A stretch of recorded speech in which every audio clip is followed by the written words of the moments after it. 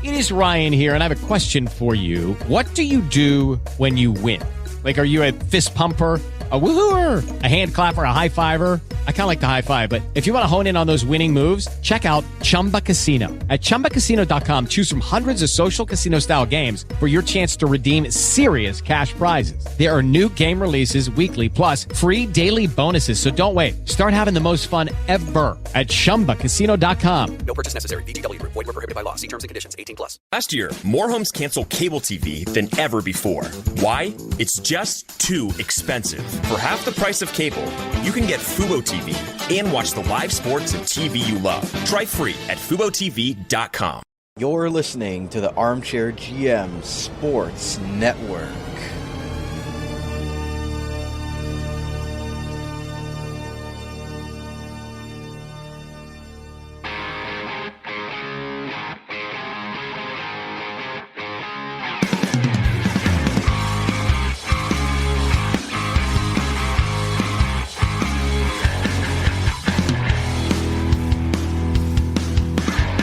This is Rod Mahood, your in-game voice of the Niagara IceDogs, and you're listening to the Dog Pound Podcast on the Armchair GM Sports Network, your podcast source for all game analysis, team interviews, and up-to-date news regarding the Niagara IceDogs. Perlini!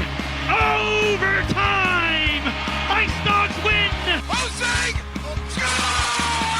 To Akil Thomas. Thomas has the angle coming in. He scores! Verhaeghe does it again! 52.1 seconds to go. Do you love it, Niagara? Welcome into another installment of the Dog Pound Podcast, the official podcast of your Niagara IceDogs. Proudly brought to you by Global Pet Foods, where pets are undeniably part of the family. Visit any four of their great Niagara Region locations. Brandon Caputo and Cam Halbert are with you to break down the IceDogs' first game of the 2024 calendar. A 5-4 overtime loss to the Owen Sound Attack here at the Meridian Center in front of 4,365 on a Friday night. Cam, they don't give up a 10 spot like they did up in Owen Sound last week. So you take that, but this was a game where we talked at many points during the game where, you know, the IceDogs could have put this team away here or there, a few breaks, and, you know, they earn a point, but it felt like they let that other one slip away.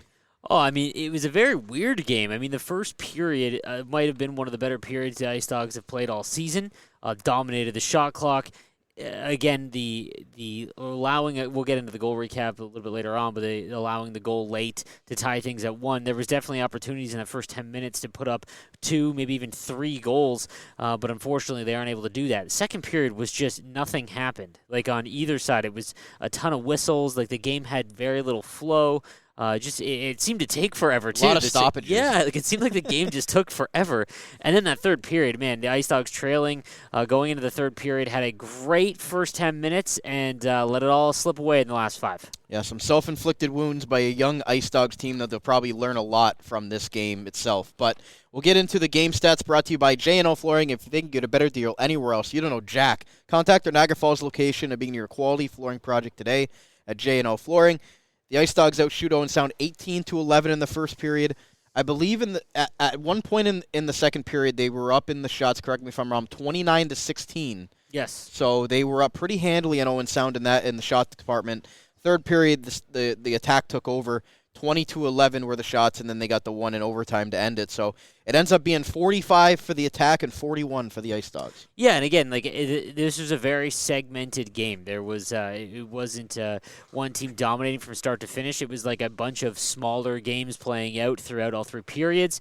And surprising, or not surprising, the IceDogs in terms of the shots, because the third period, after they got the early lead, it really felt like they were just trying to not lose as opposed to try and win and put them away. So they were on their heels for a majority of the back half of the third period.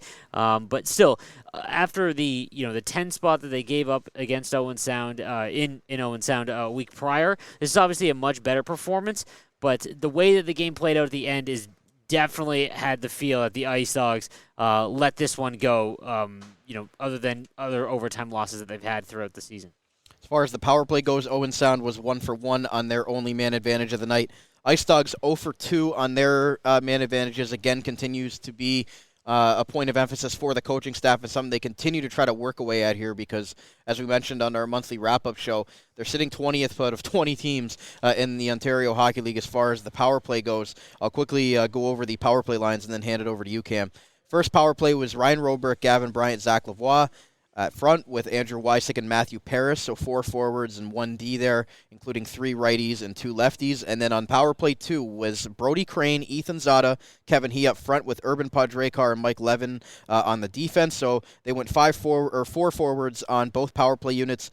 Interesting note about the second power play unit, though, all lefties. Yeah, I'm a little curious. Again, we don't see the ins and outs of every practice and the systems being worked on in the room. But just from speaking with Coach Boudreau over the past few games, he put an emphasis, especially on the last game, their big win on New Year's Eve, about putting just their best offensive players together. Not when it was Rubric, Lavoie, and Kevin He.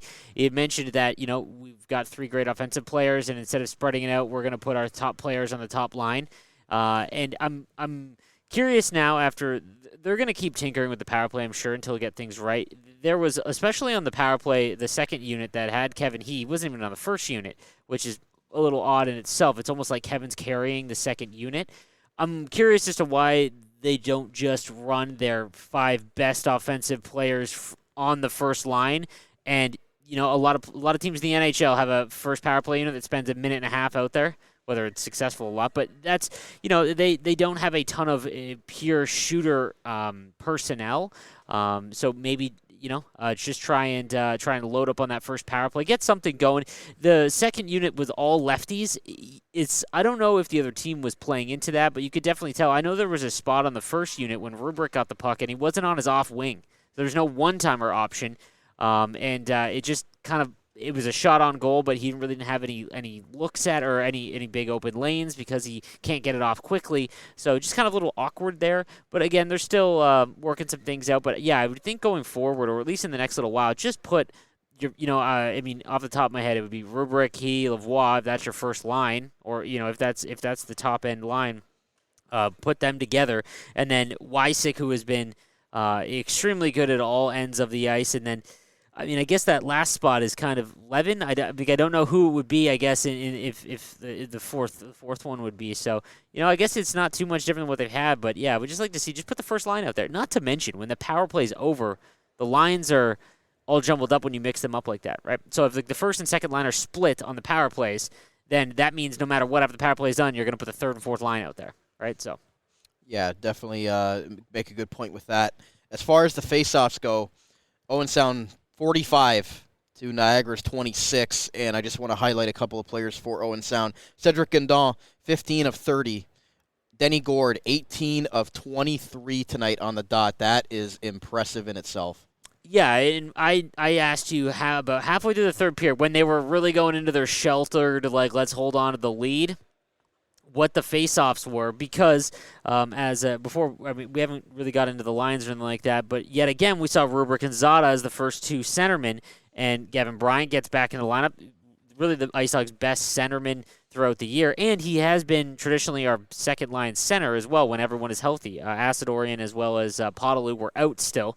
But that being said, Zada's still the second-line center. I thought that was, I don't know if that was easing Bryant back in or rewarding Zada for a great couple of games. But, obviously this is the growing pain part. That part of the game is going to take a while, especially for Robrick, who played the entire season on wing, right? So while he's got a great size and a great offensive flair to play center, obviously the face-off stuff is going to take a little while to come, especially when you're going up against a really good Owen Sound team. That's what we call a solid teaser, Cam, because I ask head coach Ben Boudreau about that in our postgame to come later in the show. So with that said, we'll get to our scoring summary brought to you by the Niagara Employment Help Center, helping people find work in Niagara since 1983. Check out their up-to-date job board at ehc.on.ca to find your next work opportunity today. A lot of goals to go through here, which we didn't think we'd have halfway through this game, but Urban Podrekar with his first goal since coming back from Team Slovenia at the World Juniors. Assisted by Andrew Wysick and Kevin He. That was a seeing eye shot from the point, but well picked by the Slovenian import. Oh, what a pass out front. It goes to Podrekar, scores! Intended for Wysick, but it found Podrekar. His second of the season. opens the score. Absolutely, and it was a hell of a pass by Kevin. It was behind the back out to Wysick that ended up getting to Podrekar, and it was one of those ones where it was like we had a great vantage point of it, just the way that he was walked into the slot. Just a one-on-one, beat the goalie and picked the open area. Great shot for him, and it was an awesome start for the Ice Dogs.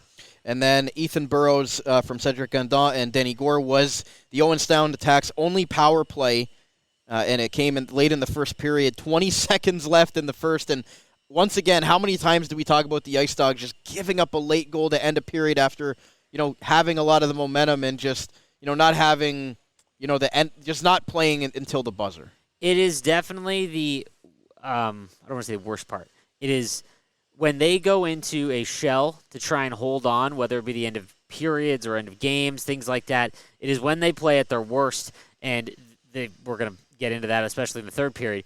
But, man, that end of the first, I said it to you when they missed a great opportunity early on to make it 2-0 in the, I think it was Zada.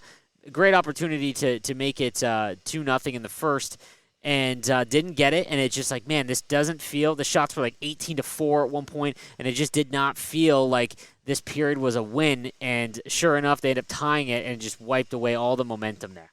And then the Attack get on the board in the second period, Sam McHugh.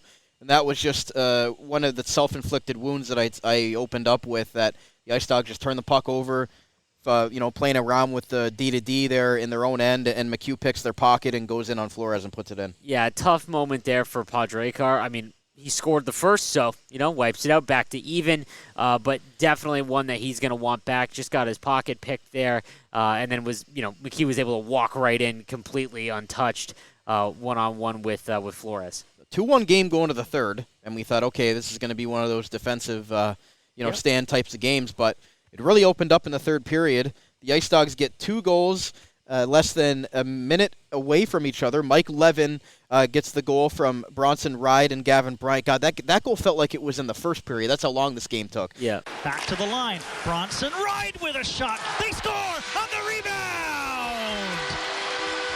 It pinballed around, and it was Levin who's tied this game.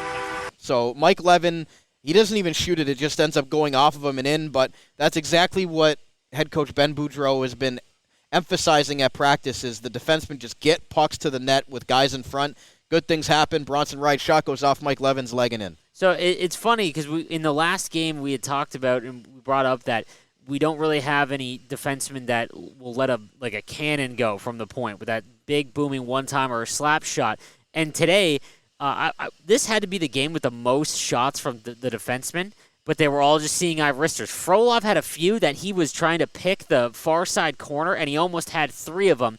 And the Bronson Ride one in this situation here that went off Levin, again, seeing eye. He wasn't just trying to put his head down and hammer the thing. He had his head up the whole way, and it was a wrist shot for just to cause, the whole sole purpose of just causing some chaos. It goes in, and completely new life to make it 2-2. And then the Ice Dogs get another goal almost in the exact same way. Andrew Vermeulen tips in the Connor Federko shot from the point. Another assist to Ivan Galyanov, but you'd love to see that from Andrew Vermeulen getting some opportunity on the fourth line there with his 4th of the year. Shot deflected. They score! Andrew Vermeulen deflects it out front, and the Ice Dogs have the lead back.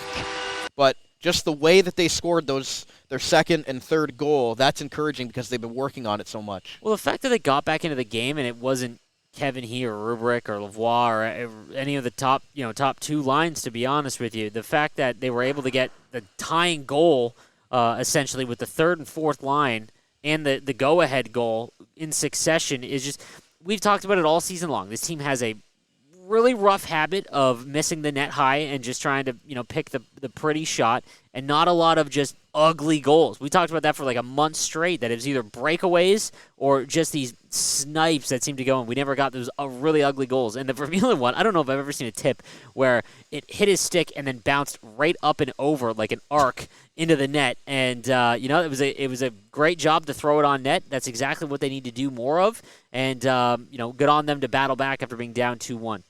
And then Brody Crane gets the Ice Dogs on the board once again to extend their lead to 2 at the 16-20 mark, and you thought that was going to be it. But we'll talk about the Crane goal real quick, assisted by Kevin He. Love to see that from Brody Crane because he's a veteran player, and he, timely opportunistic goal there for the former London Knight. Here's Crane scores! Kevin He, the steal. Crane, top shelf, 4-2. Audio goal highlights are courtesy of YourTV. Catch the Ice Dogs at home and on the road on YourTV Niagara, exclusively on Cogeco. This is a great defensive and off-the-box score game for Kevin He. He gets an assist here, but that was a one-on-two forecheck that Kevin just didn't stop. Didn't stop hounding the defenseman to try and rotate the puck out of the zone, and it's a gift that he sends out right to Crane, and Crane doesn't miss with a great shot. But Kevin's job on that forecheck was what caused it all. And again, to go up 4-2 after being down 2-1 in the second period, at the end of the second against a really good Owen Sound Attack team was massive. And the attack didn't go away. They scored 2 goals in the final 5 minutes, including former Niagara IceDog Declan Waddick making his return to the Meridian Center. Add him to the list with Jacob LeBlanc and Pano Femus of big goals here against their former teams at the Meridian Center this year to get the game into overtime.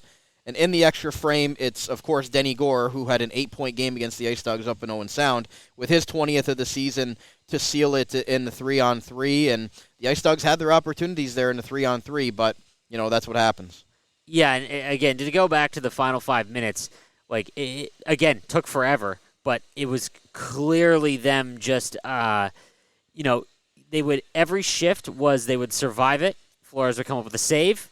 And if you didn't get it cover, it was a flip out of the zone that was either an ice or just, okay, we survived the shift, next line comes on, and we go right back into the defensive zone. It was very, very little push into the offensive zone and a clean breakout. It looked like a lot of nerves, and it's a big game. They come back in the third. They're getting, I believe it was Colby Barlow's first game back with the Owen Sound, or very few. He's played a few, he not played many. a few, not many. And this is our first look at him. I don't think he was in the game that the 10-2, no, he wasn't. the 10 spot game, and he wasn't really noticeable. They kind of nullified him for the most part, but then it was just constant in that end of that third period, a brutal finish, and some really self-inflicted wounds. We talked about Urban Podrekar. Vermeulen, who scored one of the goals, had a really tough play after being kind of hemmed in their own zone, fires it right up the middle, and they did not miss. It was actually a really, really pretty goal by Sam Sedley.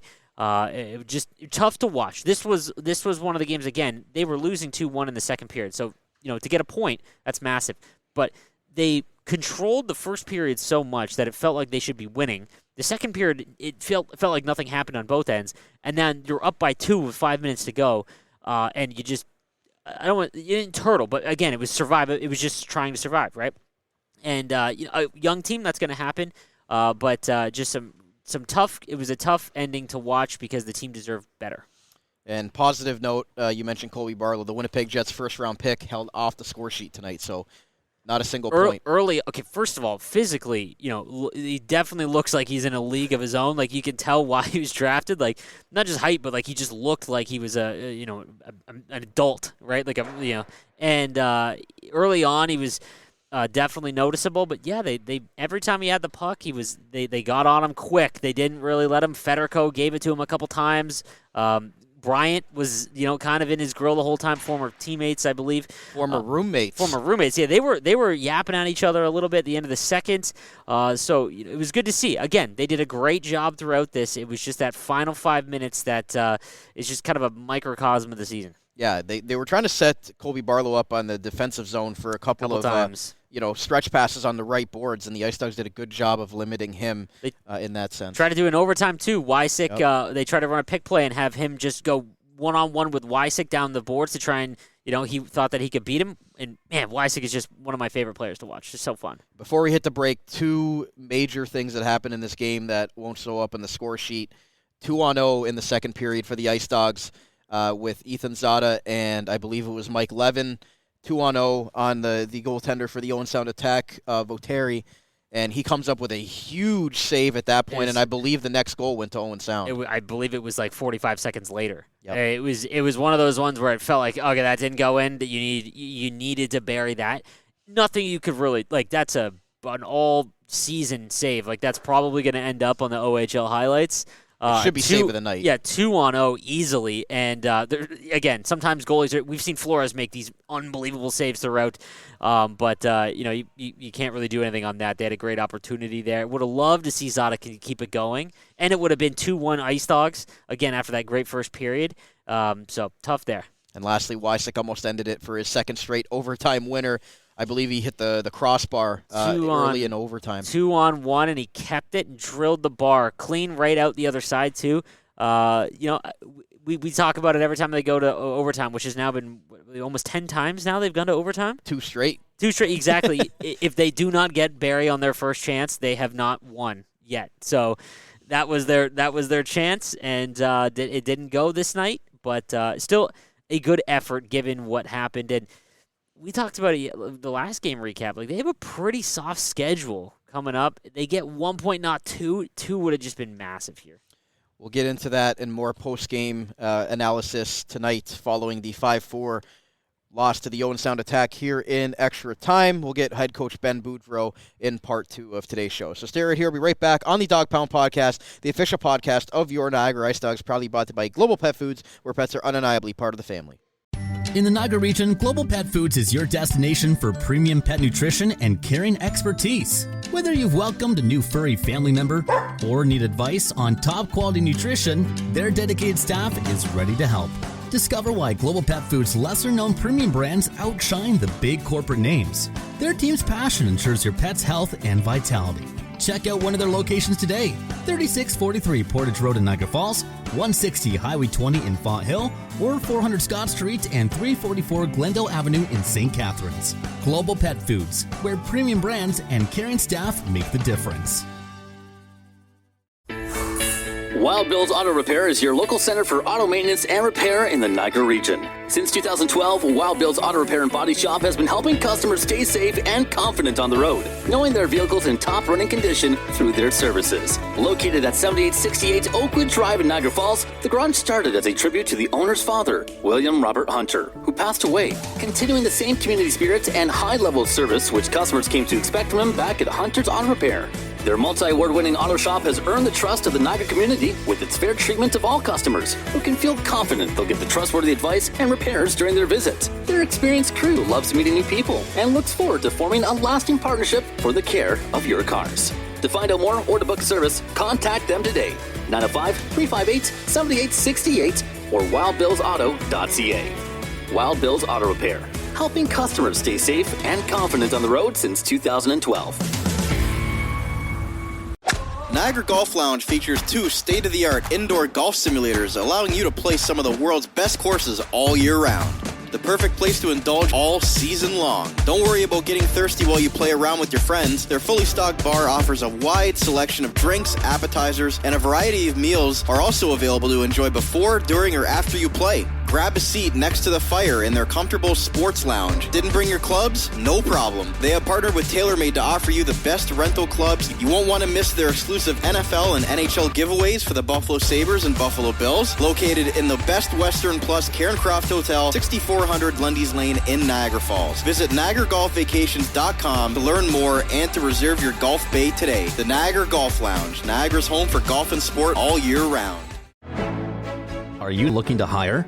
Let the Niagara Employment Help Center save you valuable time and money by making your hiring process easier. Their services include free job postings in-house and on their website, fill job vacancies quickly and efficiently, access to a bank of potential employees, reduce employment costs, and financial incentives may be available to offset the cost of new hire training. Check out the website at ehc.on.ca or call 905-358-0021 for more information. The Niagara Employment Help Center, helping people find work since 1983.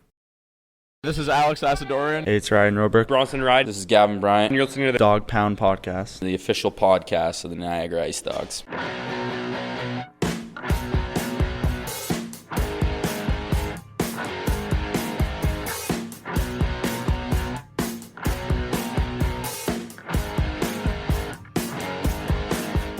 Welcome back to part 2 of today's Niagara IceDogs game recap, right here on the Dog Pound Podcast, the official podcast of your Niagara Ice Dogs. Proudly brought to you by Global Pet Foods, where pets are undeniably part of the family. Visit any 4 of their great Niagara Region locations.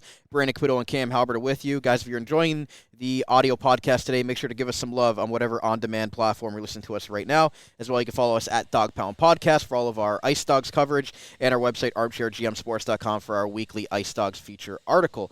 So with that said, we're going to take you to Postgame with Ice Dogs head coach Ben Boudreau, and that is brought to you by Wild Bill's Auto Repair, helping customers stay safe and confident on the road in Niagara since 2012 in honor of the late William Robert Hunter. Here is Ice Dogs head coach Ben Boudreau following the overtime loss to the Owen Sound Attack. Yeah, we last week was unacceptable from the way we started the game to the way we played all 60 minutes, and I thought I was really happy with the team's effort tonight, top through bottom. And when you have growing pains with a younger team, you're going to make mistakes like the third goal against. Wasn't from the lack of effort out there. I thought there were some mental errors, and at the end of the game, the last 2 goals against, I thought it was our older guys that led the way in the wrong direction. So with our youth leading the charge, I thought they did a great job, and the other team just found a way to make one more play than us. But at the end of the day, I thought we were resilient coming down a goal against and finding a way to score 3 in the third is a positive takeaway. Now, how hard is it to prepare to play a team that basically gave you the most lopsided loss of the year only a week later? Well, it's not. It was a one-off for us. I mean, we had everything go wrong that possibly could have gone wrong in that game, and we got away from our own game. So for us, it's not about the opponent. It's about how we play our game with structure, and that's something that we've been really focusing on. And when you see the 2 goals to start the third period, it was exactly what we talked about as far as X's and O's wise, and it was great to see the kids buy in with that type of execution. So the one thing I know is that we have a coachable group of players and a great group of resiliency. So it was great to see that. It seems like sometimes we need to play a perfect game in order to get the win, and tonight it wasn't a perfect game. Okay, thanks. Second period there, Coach, seemed like you guys were controlling the pace. You outshot them. You were out shooting them by about 12 or 15 shots, and a couple of self-inflicted wounds there, a couple giveaways led to a couple of their goals. Is there something that you could really pinpoint in that middle period of where things started to kind of turn in Owen Sound's favor? Well, they had we had 3 turnovers that we had talked about in the neutral zone, and just get the puck out of the zone and get it into the offensive zone. I think Podrakar had the one that led to the goal against.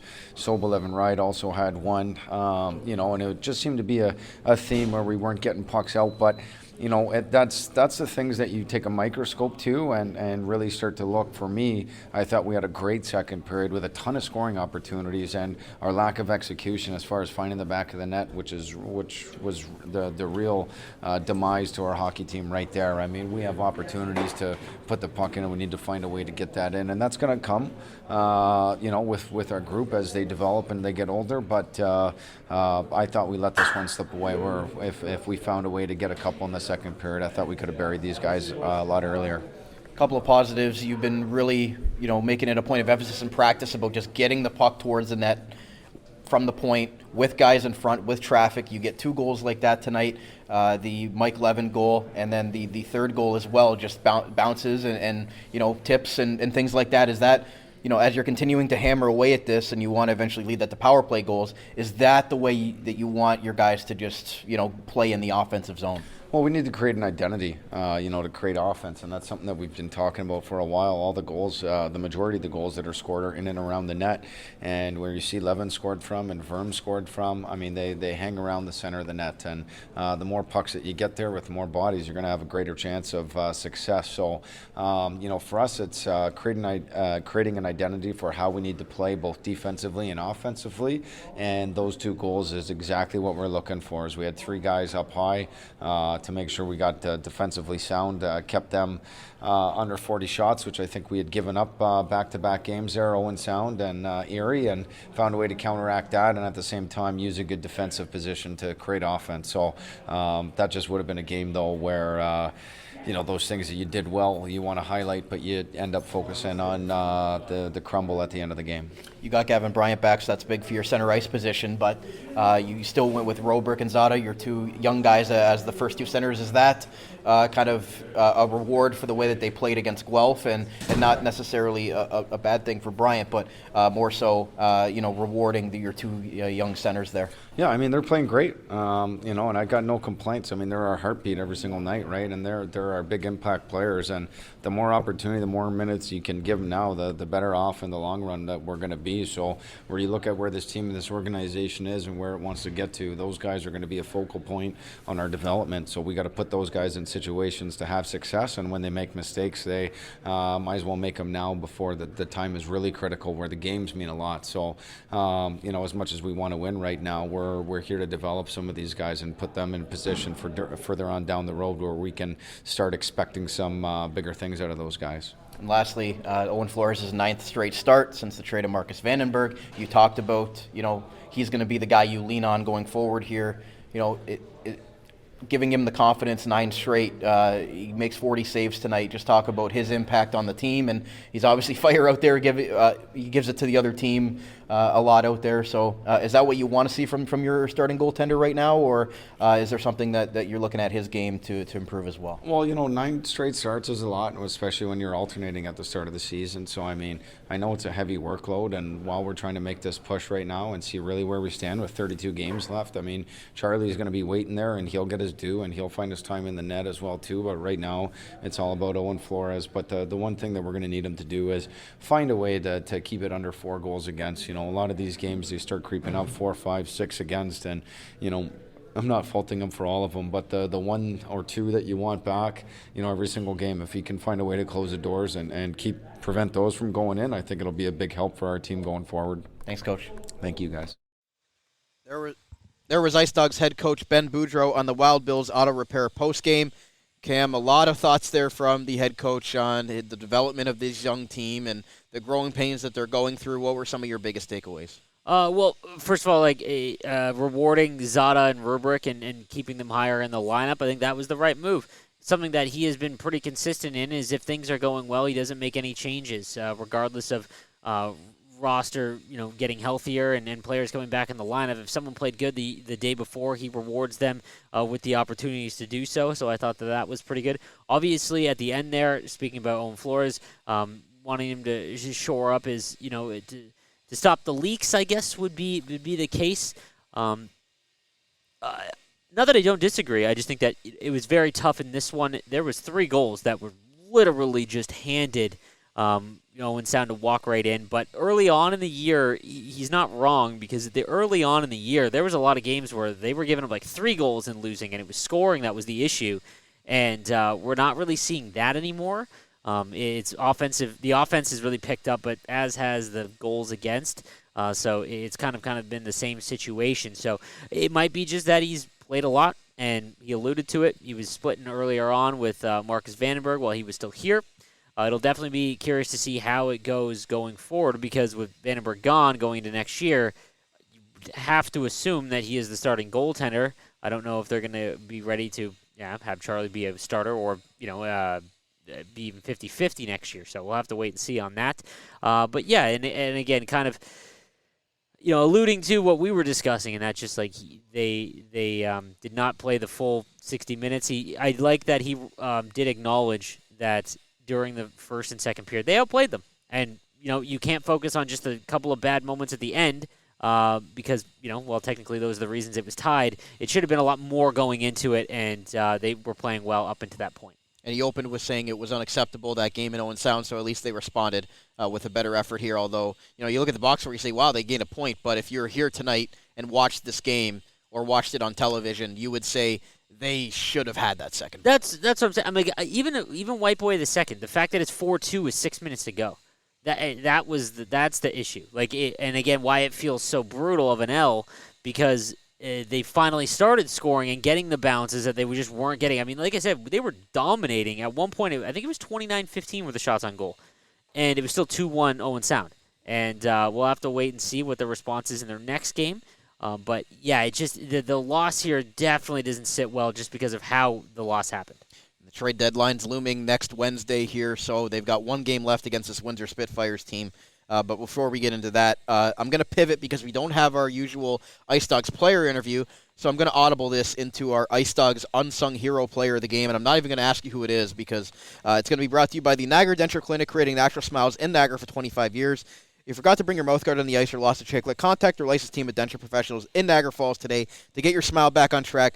Ice Dogs unsung hero that's not going to show up in the score sheet, Evan Klein tonight. Absolutely. He was the most noticeable player throughout the game. I thought that he was making great breakout passes. He was finishing all of his checks. Defensively, was getting in the way. He blocked a heck of a shot in the first.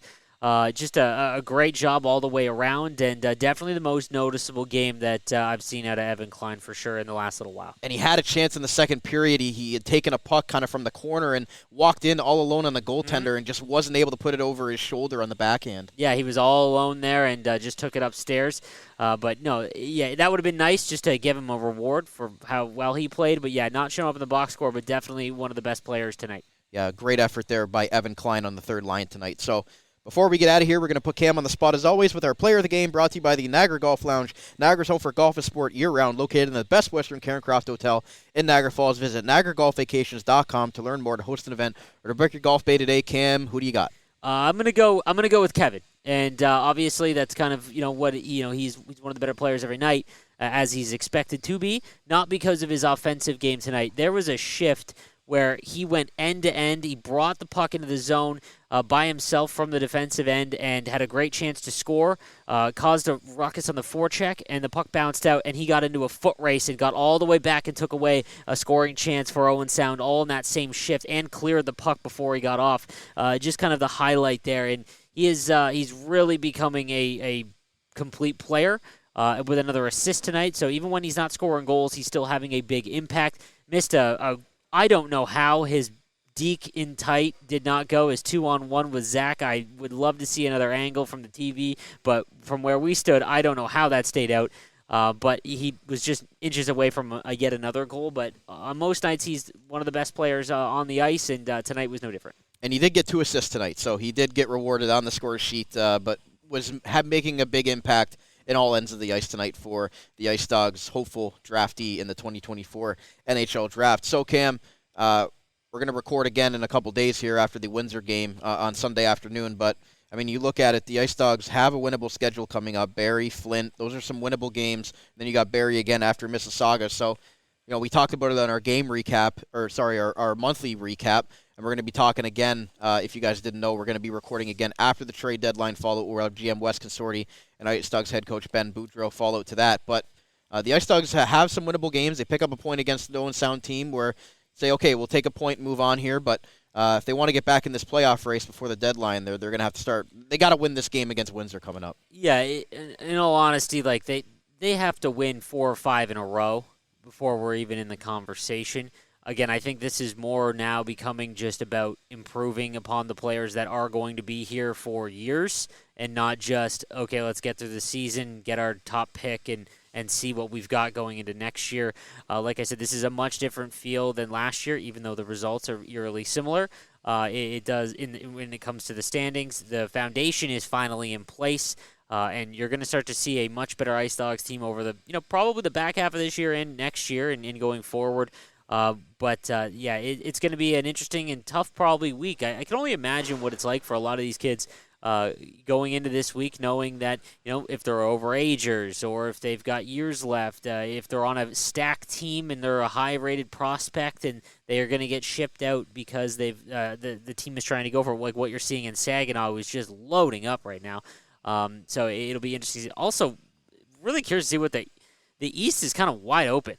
Like, the West is absolutely stacked this year, just even with the trades that have been made recently. You obviously know Saginaw going to the Memorial Cup as the host city, but there's still going to be another open spot there to see who goes to the Memorial Cup with Saginaw. So that's something to keep in mind as well. But the Eastern Conference is really wide open for a lot of teams. Especially with Peterborough selling and going on a landslide here. Exactly. The Ice Dogs could end up pulling within, single-digit points in a couple of games here. Yeah, and to touch on, again, we're not going to touch on individual players and things like that when it comes to the trade deadline, but I said this on last week's episode that I think a reward wouldn't be to go out and get someone to try and help, with the remainder of the season. But I think not moving out some of the players, while you're not getting more draft capital, which is obviously, in hindsight, probably the best thing. But I also don't know if having this young of a team going through the final month of the season that we had last year is going to be beneficial at all either, because they sold everyone and it was lopsided scores every single night, and I don't know if that's beneficial when you've got 4 16-year-old players that are looking to develop. That might not be beneficial. If you go into that room and say, you know what, we're going to keep you guys, we're going to run it out, I think that's honestly like a pretty big boost if you ask me. I don't know. And as you say, with the crapshoot in the OHL draft, what a 6th or 8th round pick could never even end up playing in the OHL. So with the development plan that you talked about with Ben Boudreau, might want to keep some of those veterans around these kids to really marinate this going into next season. Yeah, and it's not like they don't have their own picks and things like that. They did make a lot of the moves earlier on, but I would say we've made, 10% of the moves that were made last year? Like maybe even less. And a lot of those trades were earlier on in the season. But obviously the scouting staff knows what they're doing because, again, we talk about the same 16-year-olds every single night, and this was a fantastic draft class. So, having a ton of those late-round picks, if you can make the ones that you've got now and keep the team together and have a much stronger finish than you did last year, it might be more beneficial to development.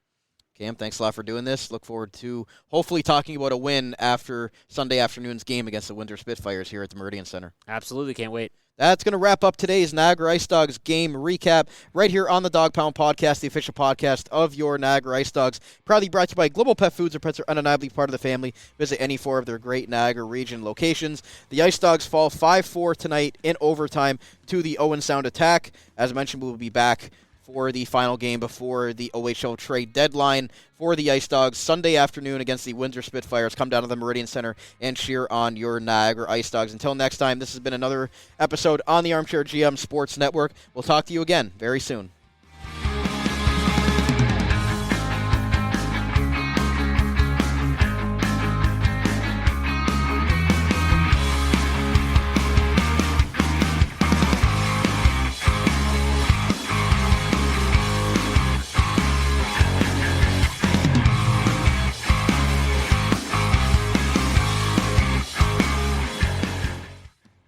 Judy was boring. Hello. Then Judy discovered ChumbaCasino.com. It's my little escape. Now Judy's the life of the party. Oh, baby, mama's bringing home the bacon. Whoa, take it easy, Judy. The Chumba life is for everybody. So go to ChumbaCasino.com and play over 100 casino-style games. Join today and play for free for your chance to redeem some serious prizes. ChumbaCasino.com. No purchase necessary. Void where prohibited by law. 18+ terms and conditions apply. See website for details.